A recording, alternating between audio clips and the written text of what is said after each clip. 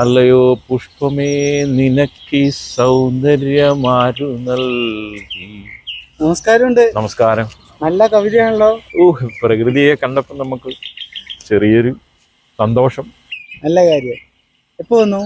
ഞാൻ 2 ദിവസമായി. 2 ദിവസമായി. ഇത് നമ്മുടെ സുഹൃത്താണ്. കാരണം ഇന്ത്യയിൽ നിന്ന് യോഗയ്ക്ക് വേണ്ടി വരുന്നത് റഷ്യയില്. ഇവിടെ യോഗ ഭയങ്കര അത്യാവശ്യമുള്ള കാര്യമാണല്ലോ, അതാണ്. അപ്പോൾ ഞങ്ങളിവിടെ നമ്മുടെ അടുത്തൊരു സുഹൃത്തിനെ കാണാൻ വേണ്ടി പോവാണ്. കവിത നടക്കട്ടെ. കണ്ടതിൽ സന്തോഷം. ശരി. ദേവു അദ്ദേഹം നല്ലൊരു യോഗാഭ്യാസിയാണ്.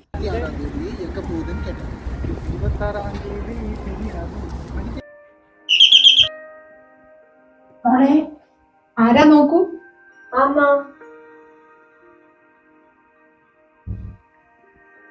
അമ്മ ദാസങ്കളാ, വാതിൽ തുറന്നു കൊടുക്കൂ. അങ്കിളെ വരൂ. മോളാണല്ലേ? ഉണ്ട് വന്നോളൂ.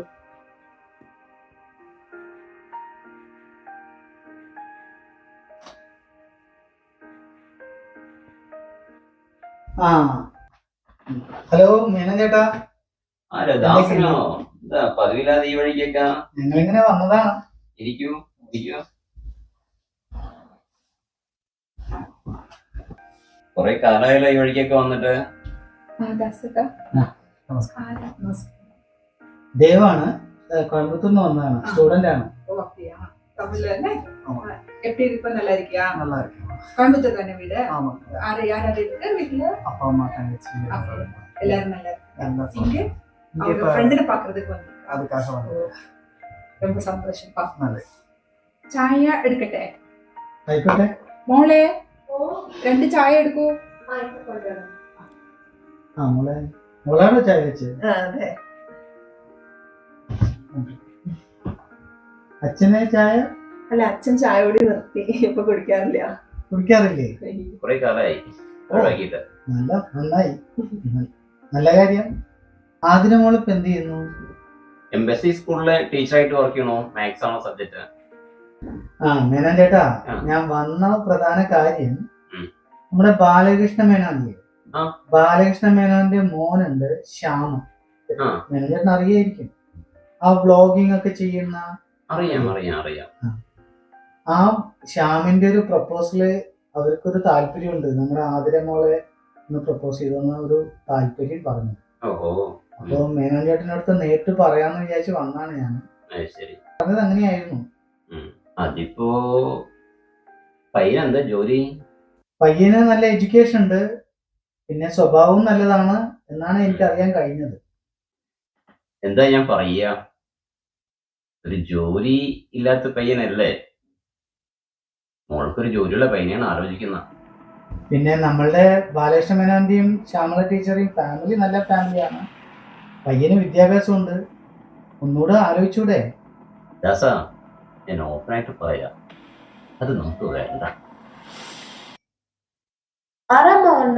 അത് നമ്മുടെ ദാസങ്കിള ചേച്ചിക്ക് ഒരു കല്യാണാലോചനയായിട്ട് വന്നതാ.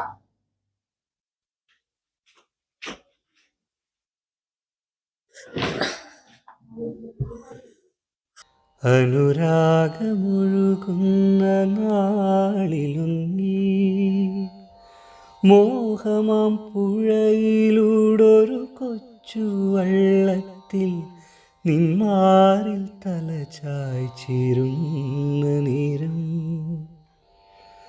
മറ്റൊരു സ്വർഗം വേറെങ്ങുമില്ലെന്നു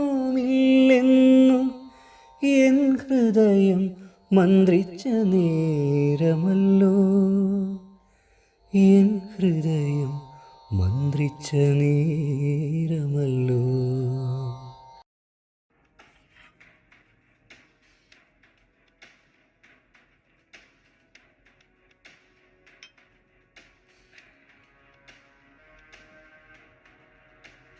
ഹലോ.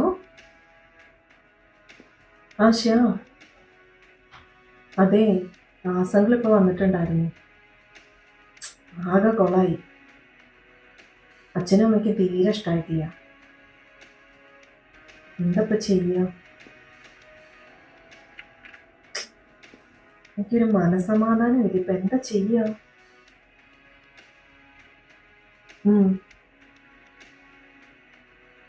എന്തായാലും നാളെ ഒന്ന് മീറ്റ് ചെയ്യാം. ശരി.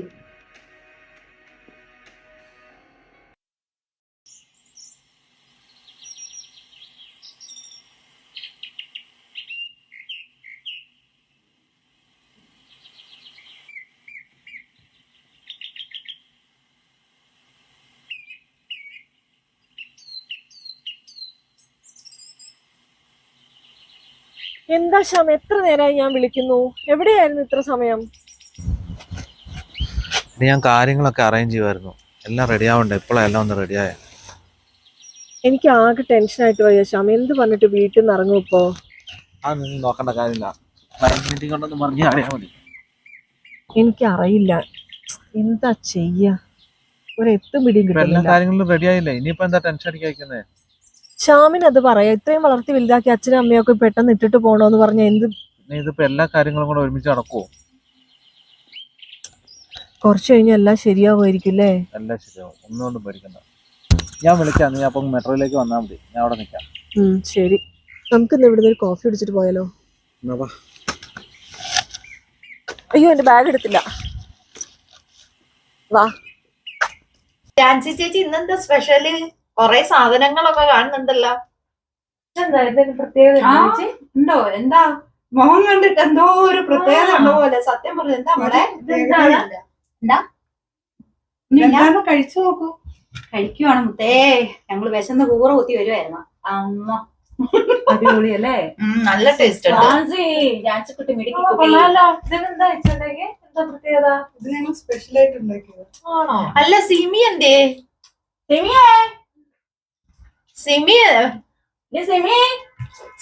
കൊച്ചി എപ്പോഴും അവിടെ നിന്ന് ഫോൺ വിളിക്കും. എന്താ സിമിയെ?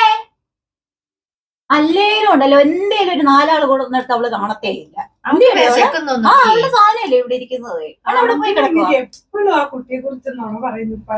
ചേച്ചി പറയുന്നത് കാര്യമല്ലേ? ചേച്ചി പറയുന്നത് വീട്ടിലോട്ട് 24 മണിക്കൂറും ഫോൺ വിളിയാ. ഇങ്ങോട്ട് വന്നൂടെ അവക്ക്? ആണോ? എപ്പോ?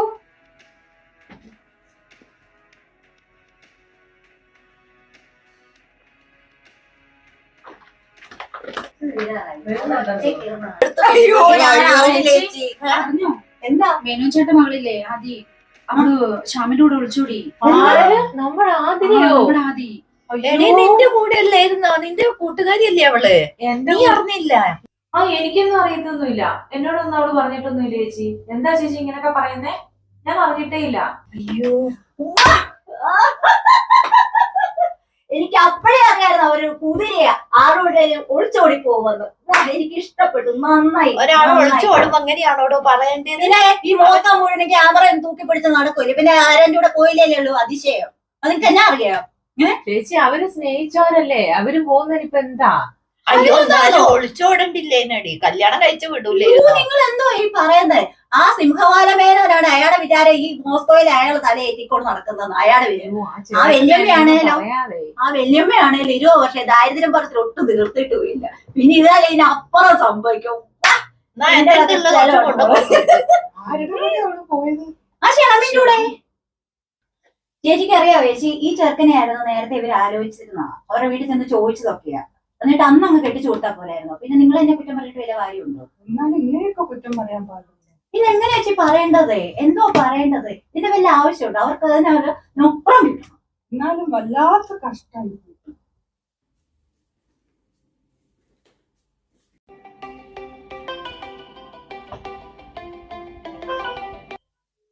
ഹലോ, ഡോക്ടറല്ലേ? അതെ, എന്താ മേനോനെ കാര്യം? ഒരു മനസ്സമാധാനമില്ല ഡോക്ടറെ. താൻ ഇത്ര വിഷമിക്കാതോടെ മേനോനെ. താൻ ഇത്ര നിസാരനായി പോയോ? അവള് പോയിരിക്കുന്നത് നല്ലൊരു കുടുംബത്തിലേക്കല്ലേ? അതോ വിചാരിച്ച് സമാധാനിക്കുക. പിന്നെ അവനൊരു ജോലിയില്ലാന്ന് വിചാരിച്ച് താൻ വിഷമിക്കൊന്നും വേണ്ട. എത്രയും പെട്ടെന്ന് ടീച്ചറോട് പറഞ്ഞിട്ട് ഒരു ജോലി ശരിയായി കൊടുക്കാന്നാ പറഞ്ഞിരിക്കുന്നത്. എന്നാലും എന്റെ മോളെ എന്നോട് ഇങ്ങനെ ചെയ്യുന്നത് തീരെ വിചാരിച്ചില്ല. ഇന്നത്തെ കുട്ടികളുടെ കാര്യങ്ങളൊക്കെ ഇങ്ങനെ തന്നെ. ഈ പ്രായത്തിൽ അവരെന്ത് വിചാരിക്കുന്നുവോ അവരതങ്ങോട്ട് ചെയ്യും. പിന്നെ നമ്മൾ മനസ്സിലൊന്ന് വിചാരിക്കുന്നു, ജീവിതത്തിൽ വേറെ ഒന്നും സംഭവിക്കും. അത്ര തന്നെ. എന്റെ എല്ലാ സ്വപ്നങ്ങളും പാഴായി പോയില്ലേ ഡോക്ടറെ? മകളുടെ കാര്യത്തിൽ ഒരു ചെറിയ ശ്രദ്ധ വെച്ചിട്ടുണ്ടെങ്കിൽ ഇങ്ങനെയൊന്നും സംഭവിക്കില്ലായിരുന്നു. ഏതായാലും സംഭവിച്ചു. ഇനി അതോർത്ത് കൂടുതൽ വിഷമിക്കേണ്ട ആവശ്യമില്ല. നമ്മള് പ്രതീക്ഷിക്കുന്ന പോലെയൊന്നും നടക്കണമെന്നില്ലല്ലോ. അതും ഇതും ചിന്തിച്ച് ഈ കാട് കയറാതെ മേനോനെ. താങ്കൾക്ക് BP ഒക്കെ ഉള്ളതല്ലേ, വെറുതെ അസുഖം വരുത്തി വെക്കണം. ഏതായാലും വൈകുന്നേരം ഞാനൊന്ന് അങ്ങോട്ടേക്ക് വരാം. നമുക്ക് വിശദമായി അവിടെ നിന്ന് സംസാരിക്കാം. ഓക്കെ? വിഷമിക്കല്ലടോ. ഓക്കെ. എന്നാലും നമ്മുടെ മോൾ ഇങ്ങനെ ചെയ്തല്ലോ ഏട്ടാ നമ്മളോട്. അവൾ ഇങ്ങനെ ചെയ്യുന്ന ഒരിക്കലും പ്രതീക്ഷിച്ചില്ല. നമ്മൾ ഇനി നാട്ടിലേക്ക് എങ്ങനെ പോകും? നാട്ടുകാരോട് എന്തു പറയും? എനിക്കൊന്നും അറിയണില്ല ഏട്ടാ. നമുക്കിനി വിഷമം മാത്രമല്ലേ ഉള്ളൂ. അതെ, നമുക്കാണ് തെറ്റുപറ്റിയത്. കുട്ടികൾ വലുതായി. ആ കാര്യം നമ്മൾ മറന്നുപോയി. അവരെ അവരുടെ വഴിക്ക് വിടണമായിരുന്നു. നമ്മളത് ചെയ്തില്ല. പോട്ടെ, അതൊക്കെ. ഇനി നമ്മൾ നമുക്ക് വേണ്ടി ജീവിക്കുക.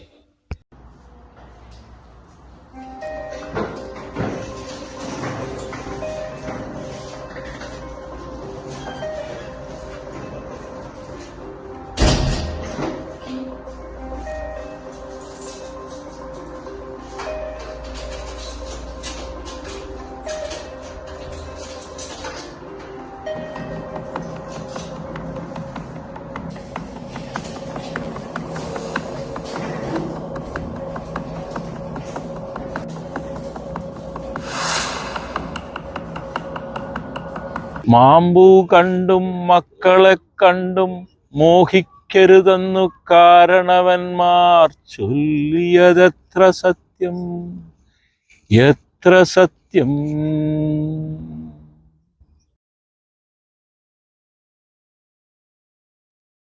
എന്താ മേനോനെ, കാര്യം പറ. മാറ്റി വെക്കട്ടെ?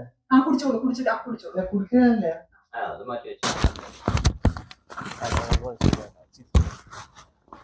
കണ്ടും എന്താ വരുന്നത്?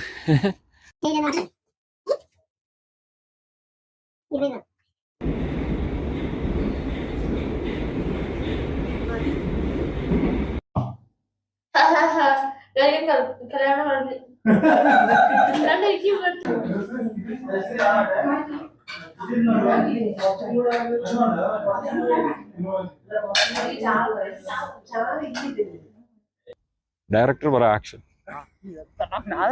തുടങ്ങിക്കോ. ഇങ്ങനെ പറഞ്ഞാൽ മതിയല്ലോ. പറയട്ടെ? എനിക്കൊന്നും അറിയത്തില്ല. ഞാൻ എന്നോട് അവളൊന്നും പറഞ്ഞില്ല. എനിക്കൊന്നും അറിയത്തില്ല. എന്നോടൊന്നും അവൾ പറഞ്ഞിട്ടൊന്നുമില്ല. എന്താ ചേച്ചി ഇങ്ങനെയൊക്കെ പറയുന്നേ?